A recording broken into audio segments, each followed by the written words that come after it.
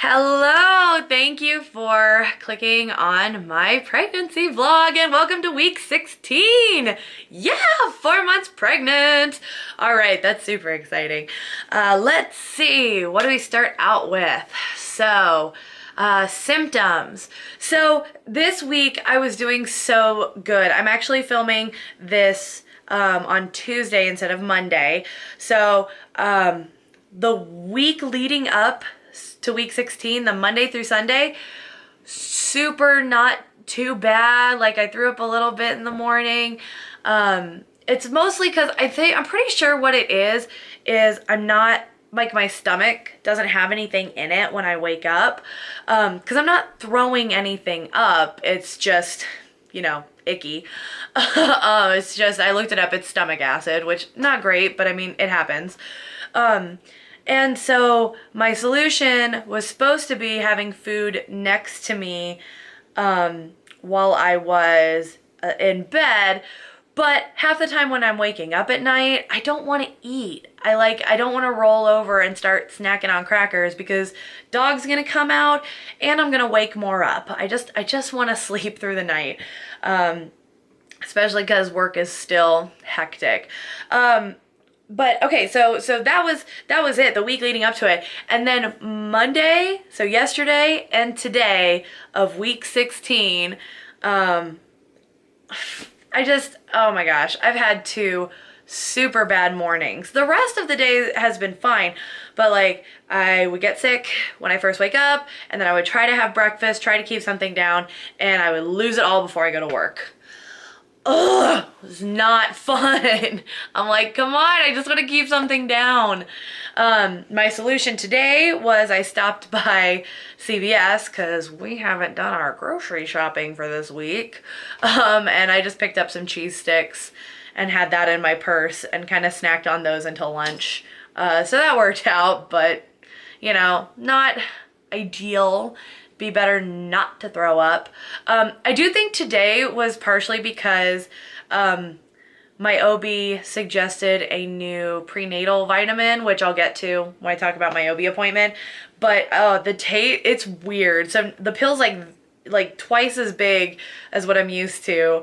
So I probably need to cut them in half or something. And the aftertaste was awful, and I'm like 90% sure that's what made me throw up this morning. And of course, once you start throwing up, you just throw up everything. So super fun. Great thing to start a topic or start this week off with. Thank you. But any other symptoms this week? Okay, so I'm about 98% sure that I felt baby. I can still count on one hand how many times I've felt baby, and most of the time it's in the car. I don't know if maybe that's because I'm sitting upright for a long period of time, or baby's waking up when I am, or maybe baby is hungry at that point because I haven't been feeling well. I don't know, but there's just been a couple little I think they said flutters is kind of what you feel. I've just had a couple just jabs. Just I've had 4 little jabs all around my stomach, and I'm like, I'm pretty sure that's gotta be baby. So like I said, it's kind of hard to be oh, I'm consistently feeling baby, because I've only felt him, her a couple times, but it's I'm pretty sure that's what it is. I'm pretty sure that's what I'm feeling. So that's super exciting. And I'm definitely rounding out. I'm not sure if I'm gonna show my stomach yet, but I'm definitely, I feel like if you don't know me and you look at me, you're probably just oh my God, that woman's really fat, all her fat's in her stomach. But if you know me, I don't carry a lot of, and my stomach doesn't come out a whole lot, a little bit, but it's never, I pride myself on, I'm a bigger girl, but I at least, I don't see my stomach you know, if I'm looking down. So this is really exciting for me. I'm excited because I feel like I do have a baby bump, and that makes me feel really good because I didn't think I would have one. And I know everybody technically gets one, but to me, the fact that I can notice it, that means a lot to me. So that's really exciting too. I've definitely noticed I'm not able to bend over as easily. And I was joking with my husband that I need to like go to Target and get some slip-on shoes, so I don't have to tie my tennis shoes every day for work. Yeah, so that's getting fun, and I definitely like my chest. I think I've talked about it getting fuller before. I finally had to get a bra extender, because I feel like cup size, it hasn't gotten too out of hand yet. But you know, just got a few extenders for my bras because things are changing. So physically, I'm definitely feeling the change, and that's something that I've brought up, not a huge concern, but a little concern to my husband, which is like, so my job is super physical. It's taking care of kids. So it's a lot of walking around. When I'm with the younger ones, it's a lot of holding them and picking them up. What I appreciate that they're doing right now, I don't know why I always put this behind my ear. I don't feel like I look good with my hair behind my ear. Sorry, distraction. One of the things that my job is doing that I really appreciate for this week so far, what they've been doing is in the morning, I go around and I give breaks. So I am going to some younger classrooms, and I'm usually there for like the hour-long break that I'm giving someone, which isn't terrible, but it is still a lot of up, down, up, down. What's really nice about that though is every time I'm going to another classroom, I can take a bathroom break, because that's another thing. I have to go constantly, or I feel like I have to go constantly, which is definitely an issue if I'm stuck in a classroom, because it's like, okay, if I sneeze right now, I'm gonna have an accident. I don't need the kids that are potty training to see that I can have accidents. I need to pretend to be an adult here. But anyway, so that's a thing, but that's really nice, because in the morning that means, oh, I'm in a classroom from 10 to 11. At 11 to 12, I'm in a different classroom. So while I'm walking over there, I'll stop by the bathroom. So that works out really nice. A lot of times I'm just jumping in and helping with whatever they need me to. So I'm definitely getting more comfortable in the older classroom, so I can kind of make up what I'm doing. And that's really nice. I definitely like that. And I think like I said, that's really helpful. That's really helpful for my job. And then in the afternoons, I've been with the advanced pre-K, which I'm not gonna lie, I kind of miss the younger ones because I miss getting cuddles, you know, like younger kids are totally like, oh, I'll give you a hug whenever, just because I feel like it. The older ones are super independent, which is good for me physically, but I'm like, I miss my hugs. But that's really nice too, because they can do a lot of things on their own. They don't need me to get down on their level to help me put their jackets on.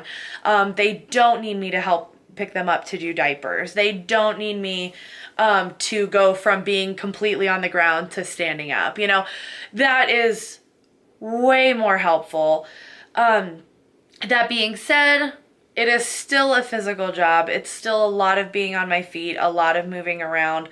So I will be very curious to see how it goes for the rest of my pregnancy, and kind of see where the line is in terms of how long I'm gonna keep going, because I just have this feeling like I'm still super sore coming home, and I just get this feeling, I'm like, that's probably, I don't know, we're gonna see. I'm gonna last as long as I can, and until my doctor says I can go home.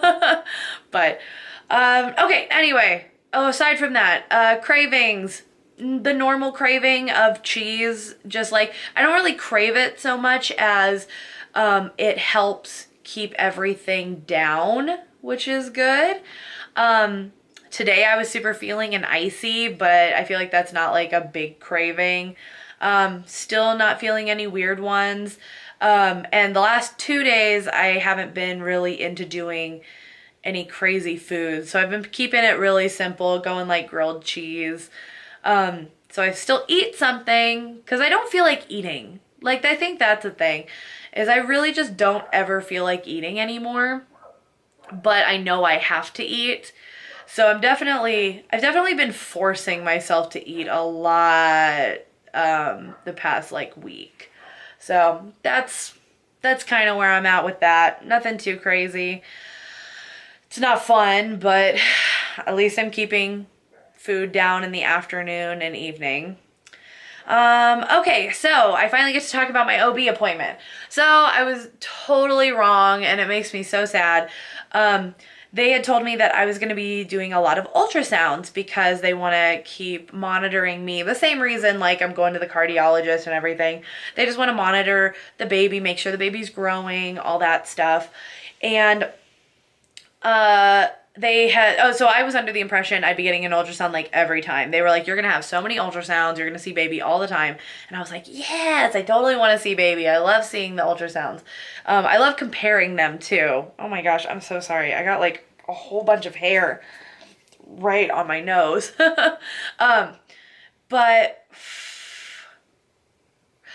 I love seeing baby, and I love I forget which video, but I showed one of the weeks, I showed the two sonograms side by side, and just the growth is so fascinating to me. I feel like that's a good like distance too. That was a 2-week difference.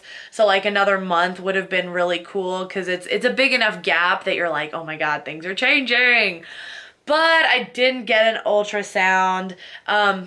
When I talked to my doctor about it, what he said is, except literally that was going to be the one appointment that I didn't get an ultrasound, because they checked when I originally went in because of the bleeding to make sure that everything was okay.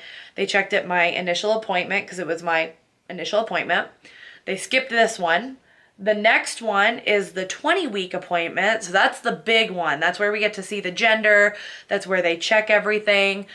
We are going to find out the gender. We are going to wait to tell people until we can do like a little surprise thing. Nothing too big, not a huge party, just something little to let people know. Since we have family like all over the place.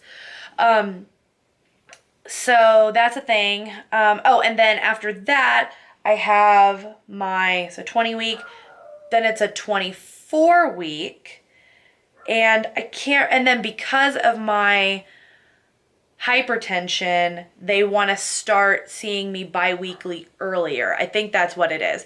So 26 and 28, they start seeing me, or 24, 26, and 24, and then at 26, they start seeing me every other week.